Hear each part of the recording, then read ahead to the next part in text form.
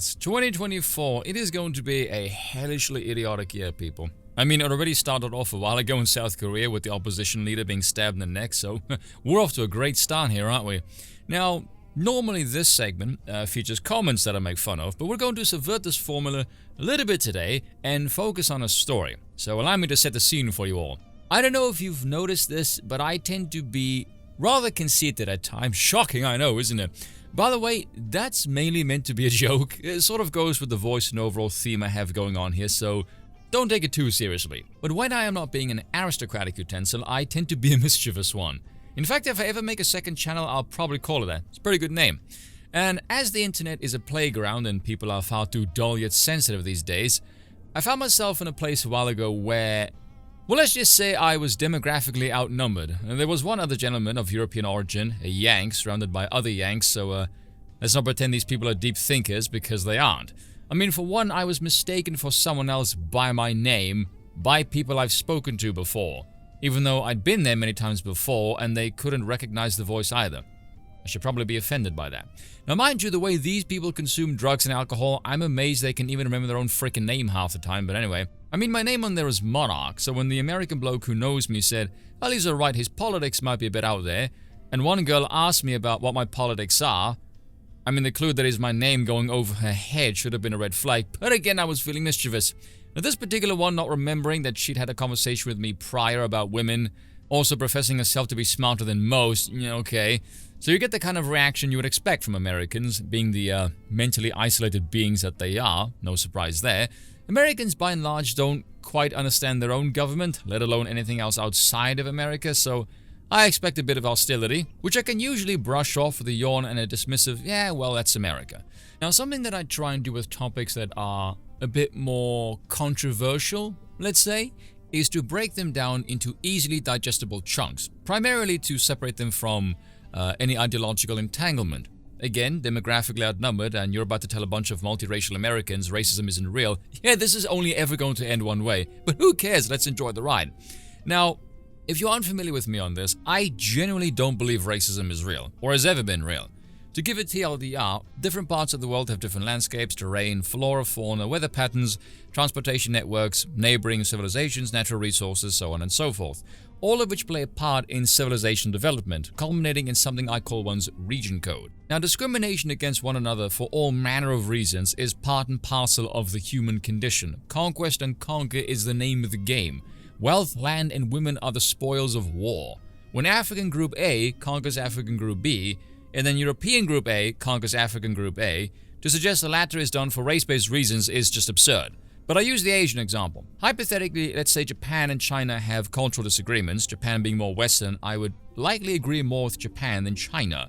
When it's Japan and China, no one bats an eye because it's Asia, but if I express similar sentiments as the Japanese do, I would get called racist even though the only thing separating me from Japan in this scenario is the region code. Now that to me is fairly simple to understand because it makes sense.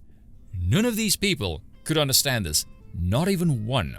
This was the first time in a long time, in recent memory actually, that I can recall speaking to a group of people thinking, holy hell, am I genuinely speaking with people who are too stupid to understand this?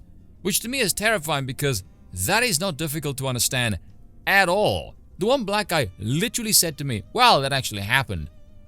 A hypothetical that he couldn't understand. I should have asked him if he had breakfast this morning, but I could probably guess where that conversation was going to go. I've said this a few times now. Education and knowledge, and frankly the cultural excuse as well, is not the saving grace educators think it is. No amount of education can turn an idiot into a genius. Those things are seeds, and seeds need fertile soil to germinate and grow, and some people do not have the genetic capacity for those seeds to grow. This is a very evident problem that no one wants to talk about. And naturally, when he learns I'm South African, he brings up segregation.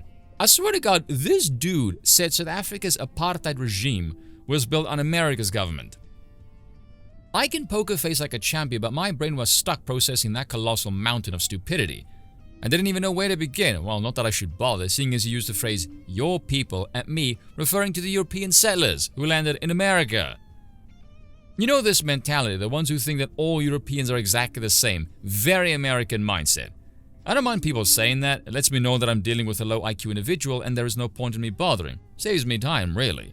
Now, in my opinion, this is the most damaging pattern that I have come across, is this horrid mental affliction called presentism. People who are seemingly oblivious to the fact that their thinking and perception of the world around them is a product of time and environment.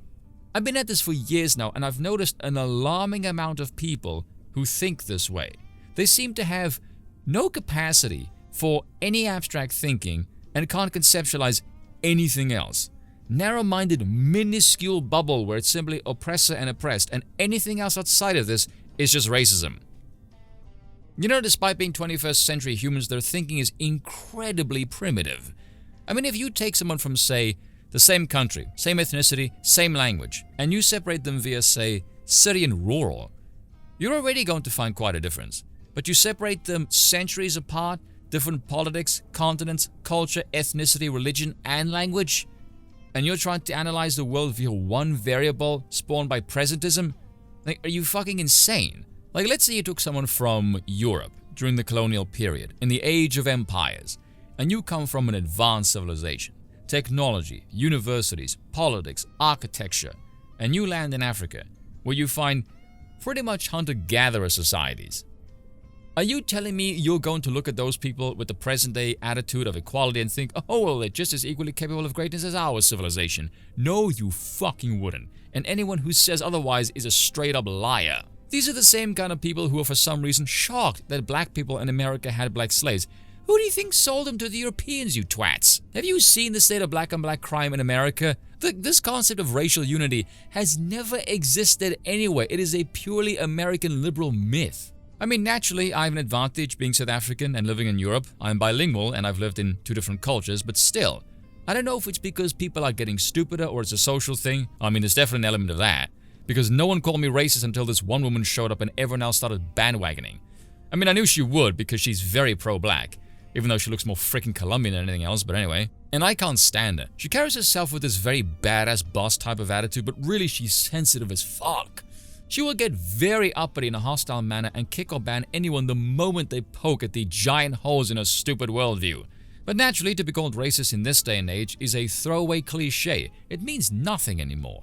It means even less when you try and explain to people that racism is a present-day phenomenon that doesn't even make any sense now, let alone have anything to do with the past. But again, narrow-minded people who can't think. I would love to ask them, functionally speaking, what is the difference between, say, segregation and nation-state borders, if not scale? Nothing. It's the same thing. Preserve the culture and sovereignty of people. Law and order. Again, same thing. And yes, some will say, well, it's the territorial integrity of the nation. Yes, and a nation is its people. If there would be no people or threat, there would be no need for segregation or the nation-state. Forced segregation, oh, that's very, very bad. Forced integration, on the other hand, is very, very good. Why? Freedom of association. What? Never heard of that. Yeah, I wonder why. I mean, look at the race hustlers Robin DiAngelo, sitting there on a Zoom call with 2 women of color, nodding along, saying, people of color need safe spaces from the white people. Again, all the same thing. She may as well be parroting Woodrow Wilson. Can you imagine if you revived him today? Klan-loving, birth of a nation, segregating, supporting, progressive president, Woodrow Wilson. Oh my god, Mr. Wilson, pleasure to meet you. Boy, a lot has changed since you've been gone. You've pretty much been relegated to the worst US president to ever live, so congratulations on that one. Remember the 19th Amendment? Terrible mistake that one was, sir. Turns out not only women can now vote, it's everyone. Even non-US citizens, apparently, and not just the good white men that you wanted. In the 60s, we had this thing called the Civil Rights Movement. That's been a dreadful mistake. Oh yeah, and a few years ago, there was this very strange lady called Robin DiAngelo who also advocated for segregation, just like you did, just for people of color. Because we don't say colored people anymore, even though we still have the NAACP. It's a very strange time, so not a lot makes sense, frankly. She's also a progressive, just like you. Although, I think if people heard your politics nowadays, you'd be considered some kind of far-right Nazi. Oh wait, you have no idea what that is, do you? Oh man, we have so much to talk about.